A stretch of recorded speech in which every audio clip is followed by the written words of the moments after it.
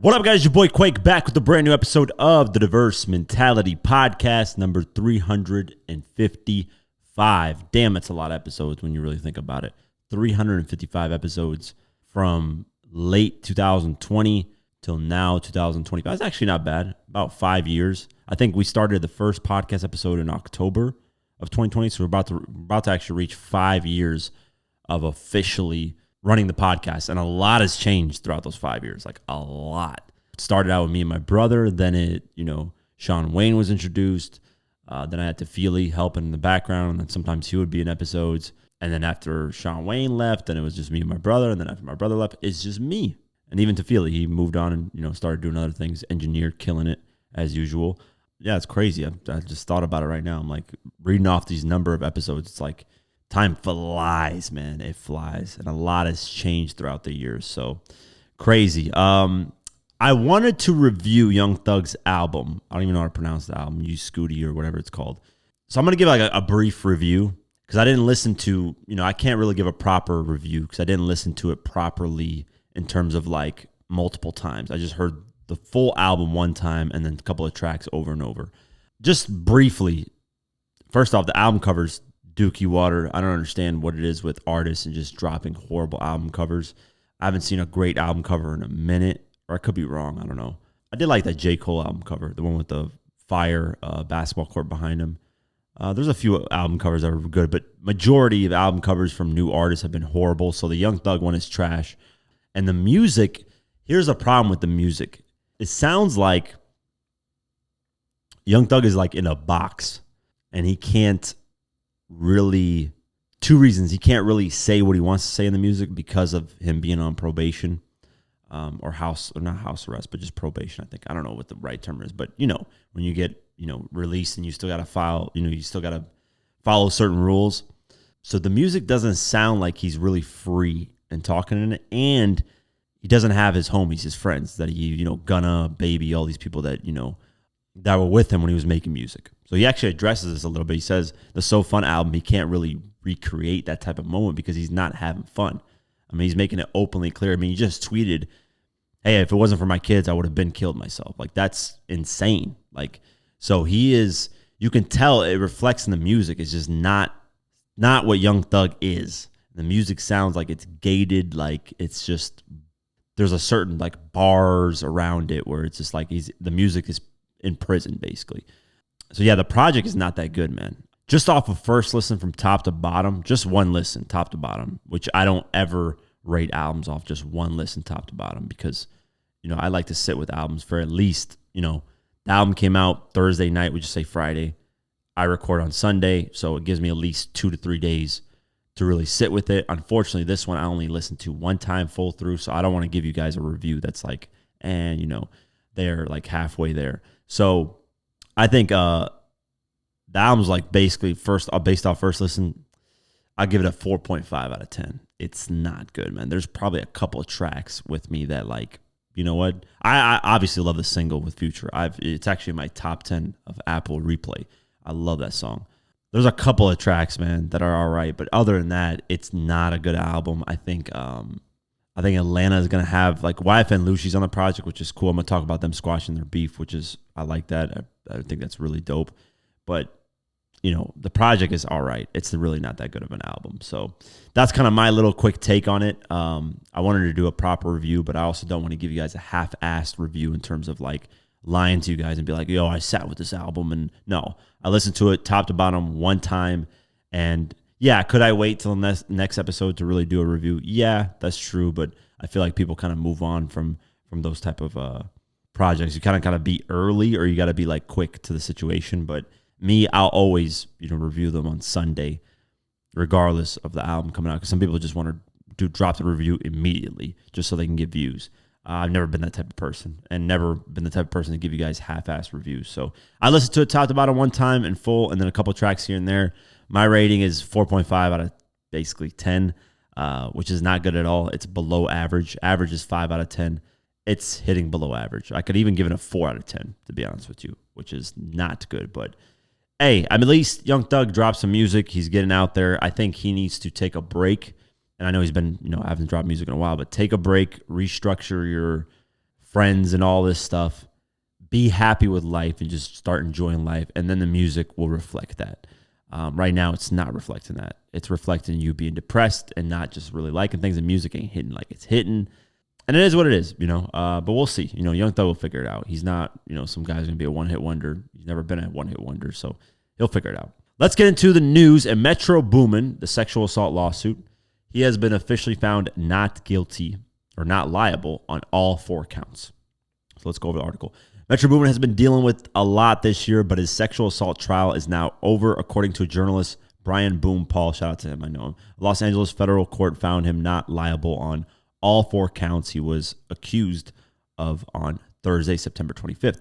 The producer was accused of drugging, sexually assaulting, and impregnating plaintiff Vanessa Lemestre back in 2016, allegations which he staunchly denied. I've been thinking about this day for a year, he remarked while testifying in trial. For her to accuse me of something like this, it's something I could never fathom. The counts in question regarded accusations of sexual battery and sexual assault. Metro Boomin got support from his friends during this trial, including a courthouse visit from Young Thug. And Young Thug said, "I'm just here to support him." Thugger stated to Rolling Stone's Nancy Dillon, he's a longtime friend. He also released an official statement. So let me go over this. "I'm grateful and thankful to God that I can finally put all this nonsense behind me." He added that allegations were especially shocking given that how I treat others and represent myself, calling them disgusting and heinous. Though vindicated in court, Wayne said the process left him with what he called a long list of losses. He cited large amounts of time and money spent defending himself, as well as incalculable opportunities and revenue that never reached him or his team. Metro Boomin is more than a stage name or a family-friendly brand, but a superhero in the eyes of many children and adults around the world, he said, adding that the accusations damaged that image. Wayne also emphasized the impact of his family, particularly his younger siblings, whom he allegedly adopted.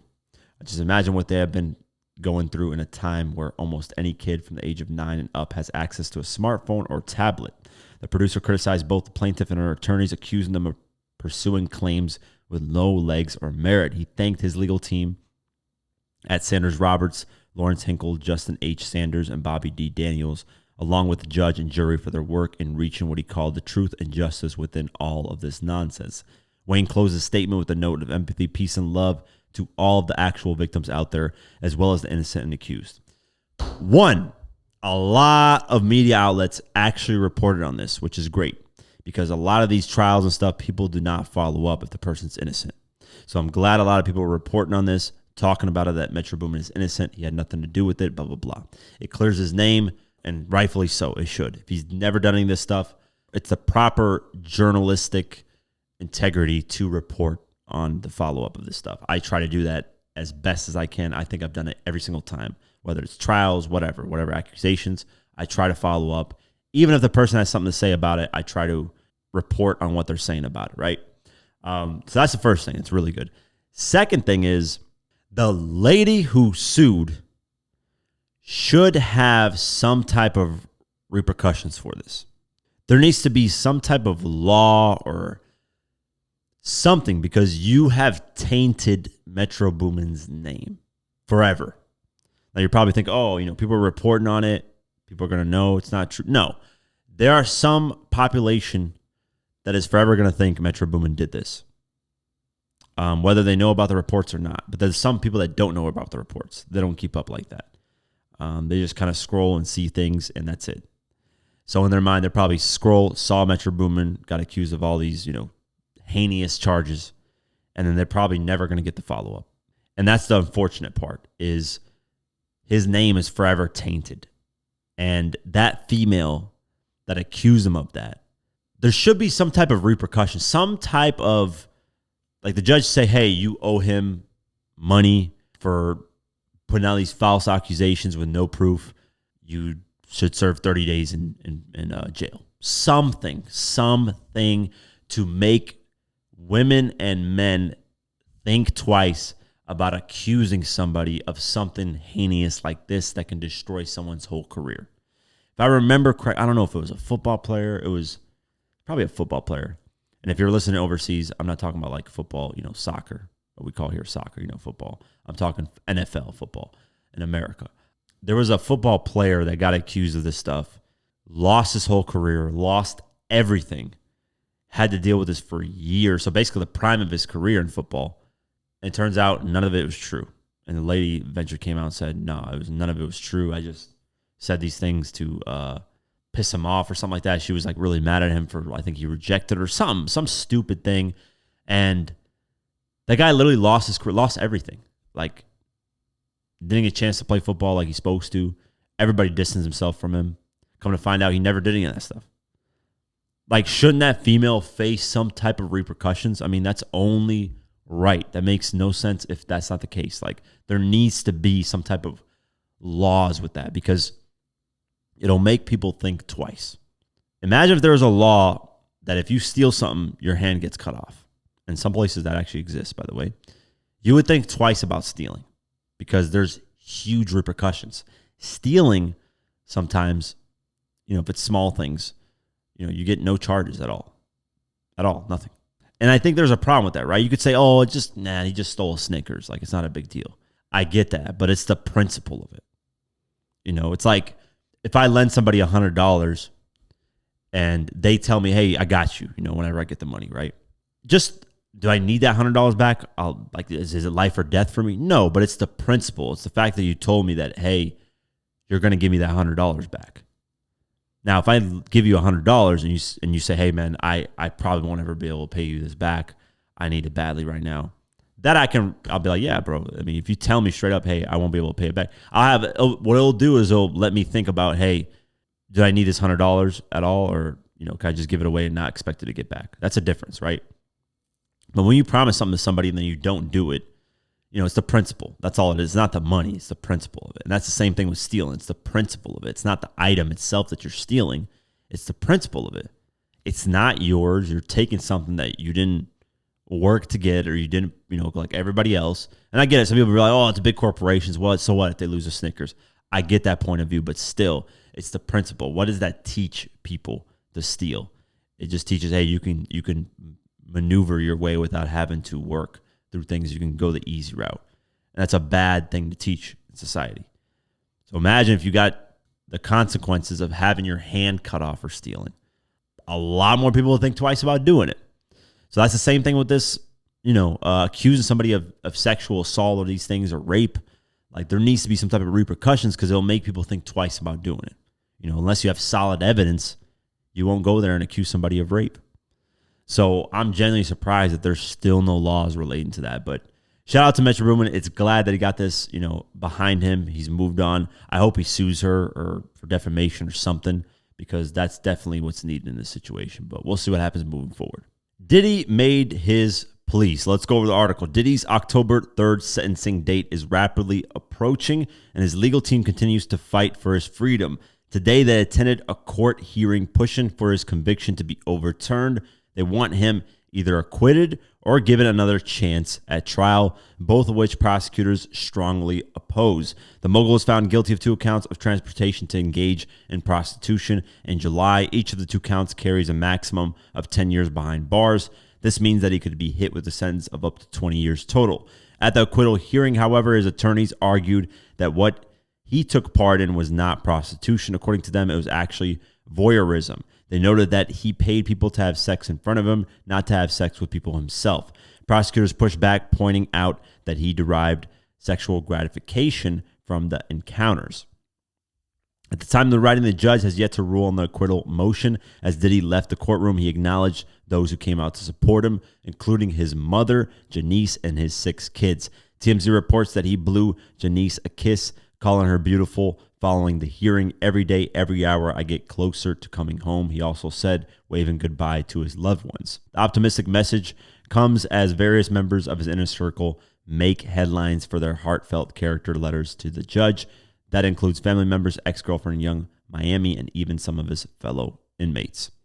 Yeah, some of the inmates said, yo, Diddy, really educated us in prison. He was giving us free game business courses. Which is cool, but that doesn't really oh yeah, he's a stand-up citizen in prison, guys. Like, okay. But yeah, I don't think he's in it. Like I said, I've spoken on this millions of times. He's probably gonna get time served, or if anything, he gets 1 to 2 years max. He's not getting 20. That's just not going to happen at this level. Like he's probably going to get time served. I'm willing to bet that because he already did, I think, a year in prison. So that's more than enough time for these people. They feel like, and Diddy will, be free. So yeah, that's cool that he kind of made his little, points, and then hey, we'll see October 3rd what happens. 6ix9ine is back under house arrest after basically getting a sentence for his assault that he did. So let's go over the article. A lot of folks are talking about 6ix9ine again these days for his scathing comments against various rappers, which is the Vlad TV interview that he's doing, some of which connect to the Atlanta stitching scandal that went down a bit ago. But the more consistent conversations around his name continue to tackle his legal trouble, which just got a lot more challenging. According to court documents reportedly obtained by Complex and TMZ, a hearing at the Manhattan Federal Court on Friday, September 26, resulted in a house arrest term for the rapper due to various probation violations. 6ix9ine had pled guilty to assault, specifically attacking a man who called him a snitch at a Florida mall. Furthermore, the new court order imposes electronic monitoring until Tekashi's sentencing date of November 4th for this violation and others. For those unaware, the previous probation violations include drug and gun possession, and the original case that landed him in jail was the 9 Trey Bloods RICO case that saw him snitch on gang members. As for this house arrest term, its exceptions are typical religious services, medical or mental health treatment, substance abuse treatment, attorney visits, and court obligations. Elsewhere, he started dissing like 21 Savage. He's basically trying to make somewhat of a comeback, but the trolling it only goes so far. The reason why 6ix9ine's trolling worked a while ago is because the music was connected to it and the music was hot. And I don't understand like how people don't understand that, because they would criticize 50 too. They would be like, oh, all he does is beef people to get hot. But like, if the music wasn't good, people wouldn't care. That's the whole point, is like, if you're not making good music, people don't care what you have to say. 6ix9ine right now is dissing a plethora of people. 21 Savage, Future, he went in on Young Thug. I don't even know. Migos, Quavo, Takeoff, calling him snitch, whatever. Nobody cares though. If he was doing this in 2018, bro, like the views would have been astronomical because the music was connected to it. I guess you could say the 9 Trey Blood, that stuff like was surrounded by real gangsters. You're talking all that shit. It's more authentic, but still, if he was having hit music come out too, it would hit a lot more. 100%. That's not even a question. But the music, he hasn't really been focused on the music like that. He's getting off track by just trolling. But we'll see what happens, man. He's definitely violated his original release, which is not surprising. Unfortunately, the statistics on that is like really high when you're on probation. A lot of people that go on probation end up violating it one way or another, whether it's a small thing they didn't know about or something that like assaulting somebody, you're going to violate your probation. That's clear as day. But sometimes it's like, oh, you didn't report on doing this, so that's a violation. And sometimes you don't know, to report on it, stuff like that. So we'll see what happens. November 4th, he's going to get a sentencing date. So I don't know what kind of date he's going to get, but we'll see.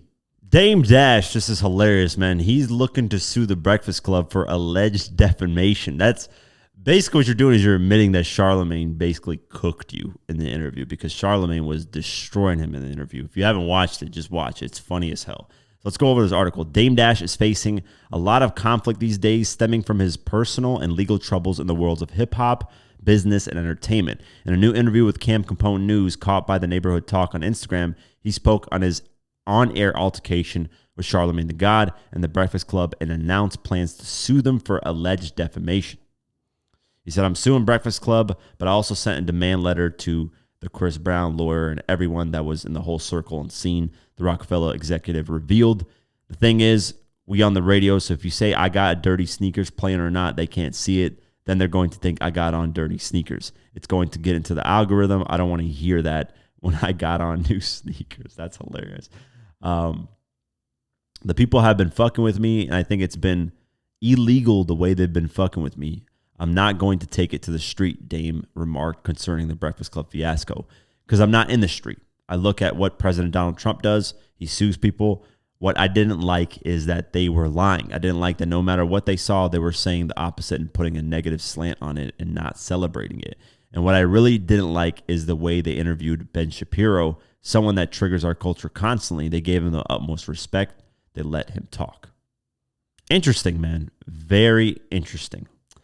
He then posted on his Instagram, Charlamagne, I would advise you not to make up phony sources without real names saying that anything I said was not true, or we will have a legal problem. Don't try to compromise my reputation. I have proof to support everything I say that will stand up in court. Man, it looks like Dame Dash is broke, really, because now you're just literally suing everybody and everything in order to get some type of money. I mean, it's fine to sue. I have no issue. I'm not the type of people that are like, oh, these guys are street guys. These people are in hip hop. They shouldn't sue. No, sue. Like, unless you're a street gangster, sue. Like, why not, man? Especially if you got a good case. What's wrong with that? Suing is like literally the backbone of America. Everybody sues for anything. It does look crazy, though, because he's like talking about all this money, and now he's just starting to sue people to try and get some money. I don't think he's filed the lawsuit, though, like officially. I think he's just threatening to do it. Let me see. Yeah, wants to sue. So, until he files it, nothing that we could say, really. But, yeah, it's tricky, man. If somebody cooks you that badly on their show, you suing is basically you losing. It's like the Kendrick Lamar and Drake thing. But Drake is not suing Kendrick Lamar directly. But if you sued Kendrick Lamar directly after the battle, clear as day that you felt you lost. You got cooked in front of the world. And, it's not a good look. Let's just say that. The Breakfast Club thing, I would have handled it way differently. But, or I wouldn't have gone at all, because clearly DJ Envy kind of clowned you on TikTok by saying, oh, look, Dame Dash talks about being his own boss, but then he filed bankruptcy. And sometimes it's not always about being your own boss. So he kind of just like, not really clown Dame Dash, but kind of was like, hey, this is when you're hard-headed and you think having your own boss is the only way to make money, this is what happens. And yeah, that first Dame Dash interview, it was worded improperly. And I remember showing, because this interview came out a long time ago. We're talking like 2013, 2014. I remember showing this to one of my friends, and he was like, and this is like, mind you, I'm like 18, 19, and he's the same age. And he was like, yeah, this makes no sense, because, there's nothing wrong with having a boss, especially if you're making good money. Like, who wants to always, like, being the boss is not, like, the title's cool, right? You can say, oh, I own this company. But you got to deal, like, nothing, it's 24/7, nothing stops. At least with an employee, like, if you're an employee for a company, you just do that part and then you're done. You clock out, you check out. Like, that's not a bad thing, especially if you're getting paid well. Like, why would you want the extra stress and hassle of being a boss and dealing with so much shit? Like me, I don't have a big company. I got 3 people that work for me, and it's a pretty well-oiled machine, but I can only imagine having 10, 15, 20, 30 people work for you, right? It gets really, really crazy. I mean, it gets crazy just with 3 people sometimes. Especially with social media, when we're trying to post, some things get messed up. I'm like, no, we have to change this up, add this. Sometimes it gets hectic. Sometimes it's smooth sailing where there's nothing really to have to worry about. Everything's going good. But it's, imagine dealing with 30 people, 50 people, 100 people, 1,000 people, 5,000 people. You got to make smart decisions. You got to deal with, hey, if we do this route, it could damage the company's earnings. And, it's not something that you want to do. I know people look at the money and they're like, oh my God, but some of it's just insanely stressful. But I say that to say Dame Dash, that whole rant, and then even this one coming to the Breakfast Club, he looked very destroyed. The prime Dame Dash would have never dealt with this shit, but Charlamagne cooked him in the interview, man. He got destroyed. So that's why he's probably seeing all that on the internet. People troll him, say, oh, you got washed by Charlamagne. And he's like, you know what? I'm going to sue. That's what the route to take, which is stupid. It just proves that you lost. But we'll see what happens. Hopefully he doesn't actually file the lawsuit. Speaking of Rock Nation, Rockefeller, old school Dame Dash, whatever, Jay-Z has gotten dissed by Nas and his team because they secured the casino and Jay-Z didn't. So let's go over this.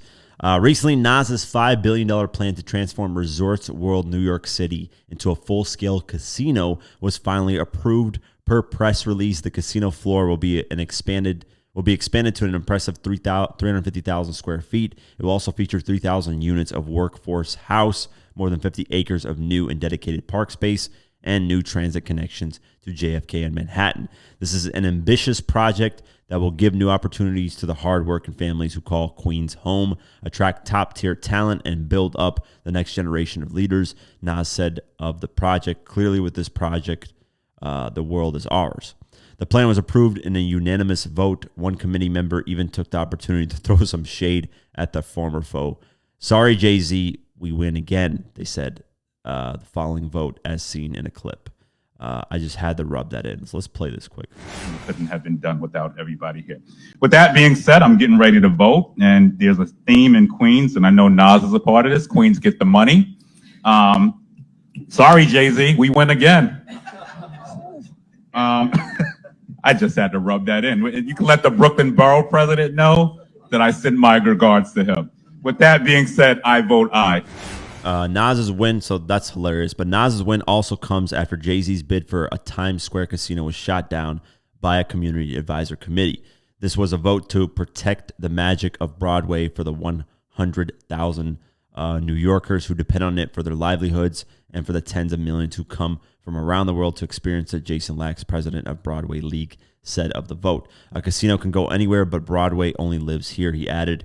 We are so filled with gratitude to the committee members and the local elected officials who looked at the facts, listened to the residents, and stood up for this neighborhood and the theater community.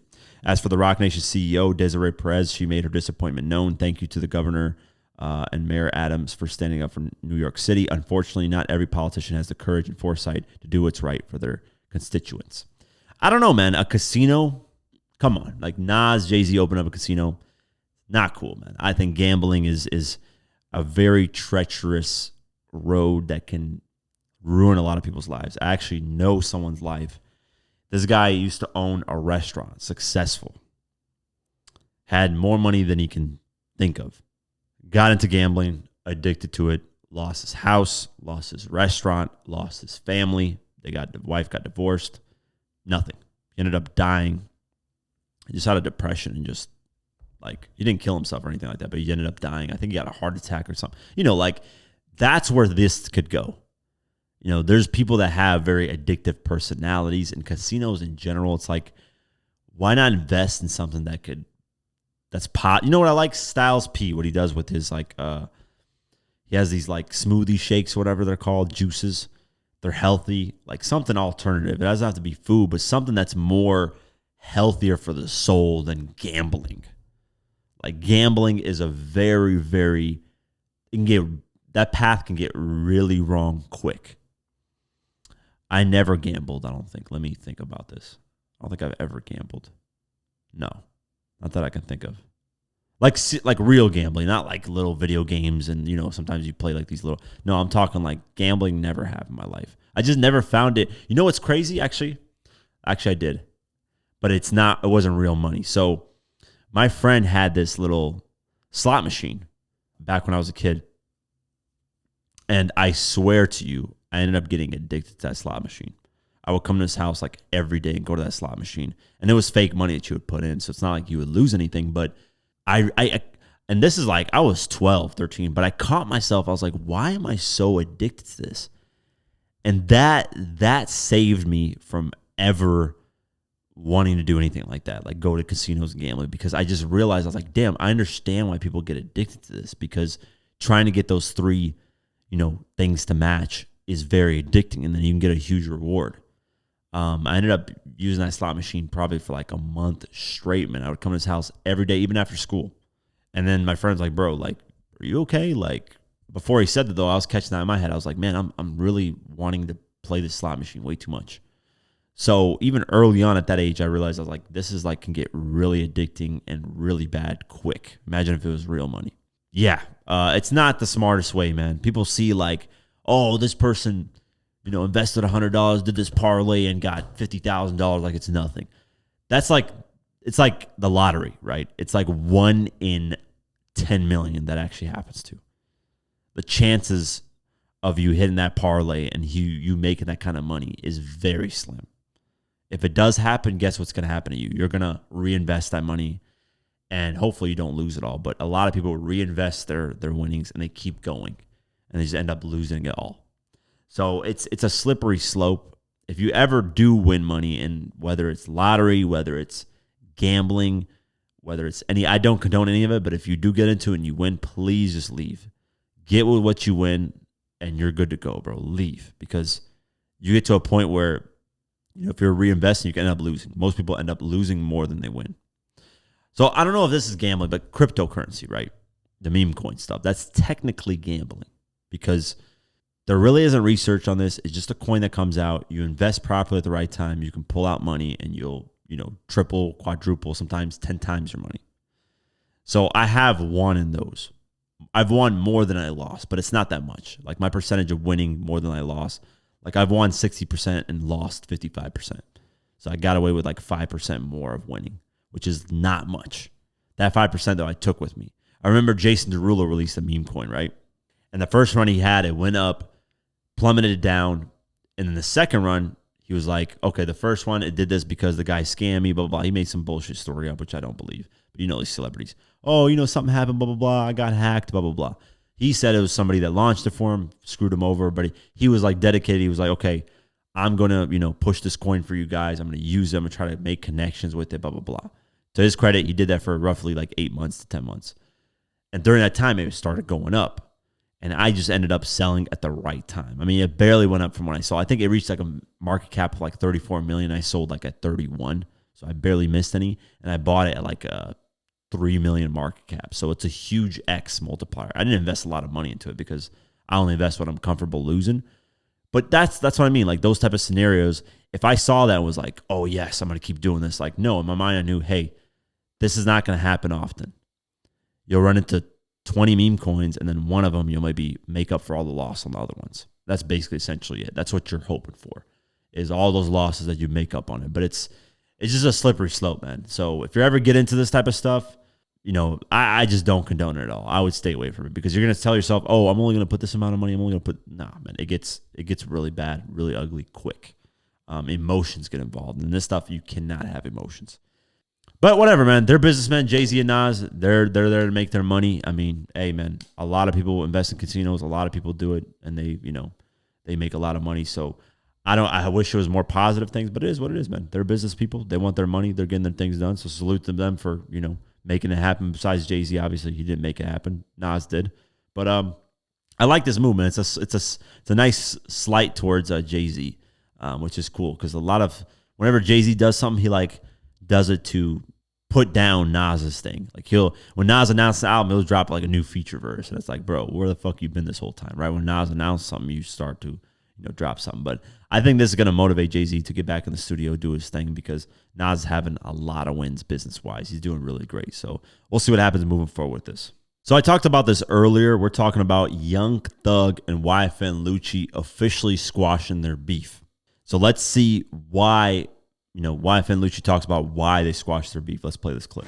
I just seen the track list with the features. I was in the middle because I was cool with Thug and I was cool with you. Why did this come about? All right, look, first off, we've been through a lot. You feel me? Yeah, everybody lost people, we lost people. But shit, most important shit, we lost our time. You feel me? We had to be away from our family. So, coming home, it like, damn, what the hell can a nigga do to grow? It like, we're going to keep doing this shit and then end up back in jail. One of our homies dead or one of them dead. Or we're gonna fit this shit and make this shit look good for the A. You feel me? So, we just like, fuck it. Shit, let's do one. Some people gonna be mad, some people gonna be happy. But who cares? We gotta goddamn deal with the outcome of this shit. So first, round of applause. That's very, very commendable. Any artist squashing their beef, especially when it got this serious between the two with people actually dying, that's very hard to believe. I personally, usually when like death gets involved, it's very hard to believe anybody will squash their beef. Gucci and Jeezy, did they kind of squat? Nah. They just decided to do a verses and they never talked to each other ever again, never made music ever again. They just kind of went their own paths. This, at least they're doing music together, and who knows if they will actually, if they even legally can hang out with each other, because I don't know, with their probation and stuff, who knows. But, and I'm not saying this to criticize, I'm saying this that potentially it's just for a show, because we'll have to see how close they are as friends. How do they actually hang out, or is it just for show? The reason why I say for show is because both of them just got out of prison. They obviously do not want to engage a war amongst each other because they're going to go right back to prison. It's the dumbest thing you can do. So why not promote peace? Why not squash the beef, make music together? I'm not saying that it's a wrong thing, but I'll be surprised if they actually hang out and actually spend time together. That will tell me if they actually genuinely squash the beef, or they're just doing it because, hey, they got eyes on them that if they mess up, they're going to go right back to prison. And they don't want that. Obviously, neither of them wants that. But regardless of what the reason is for, regardless if it's an actual beef that they squashed or they're friends or not, it's just a good image, good positive thing to promote. Because if they can squash the beef with all the serious stuff, then why can't anybody else? That's the real question. Because they had some serious shit happen in their beef. So I hope more artists see this just as motivational to do something like that. Lil Woody doesn't like it, so he speaks his thoughts on it. So let's play his clip. Your kids gonna think this cool. Your kids ain't no whoop they do. Ain't no whoop they do to this.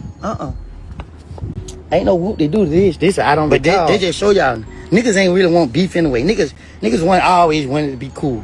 Straight up, niggas doing songs together. These niggas always wanted to be friends, man. Straight up, that's how I feel. All that playing, boy. You got people, family that's hurting. I don't care. You got family that hurting. Man, we can't be friends. We can't be friends. Straight up. We can't be friends, bro. It's over with, you know what I mean? I mean, then y'all niggas on the sun talking like y'all out here putting in work. Y'all niggas ain't putting in no work. Y'all niggas ain't doing that but put lighter fluid to a fire. Y'all niggas in the studio rapping about shit, psyching nigga minds out. Got niggas out here crashing out just for y'all niggas to come back and be cool. Man, please. What Lil Woody's saying is corny, man. Saying it's fake and this, that, because they're making music together. It's like, it's either promote violence or don't promote it. Everybody should be on the page of squashing beef and getting together and not wanting to kill each other. Like anybody with a brain. But I know Lil Woody, no disrespect to him, like Young Thug said, he's probably on the spectrum a little bit. So to him, he kind of takes things differently. But I think anybody that's got common sense, let's just say, is agreeing that this is a good thing to do. So it's a bad thing to be promoting, going against it. So yeah, I disagree with Lil Woody, but hey, it is what it is. Everybody has their own perspective. YFN Lucci is on his own promo run, I'm assuming for his music and his career, because Young Thug's on his own promo run for his album. And YFN Lucci is talking to Wallow. I don't know if Wallow has his own podcast or his own platform because it's only Wallow there. Usually, Gilly's there as well. But in this interview, he talks about the guy that gets kind of not really thrown out of that Maybach, but, kind of falls out of it. And he kind of addresses that and why that happened. So check out the clip. December 10th, 2020, what comes in your mind? Shit, the day that changed my life, basically. A lot of people been talking about, how I threw my partner out of the car and shit.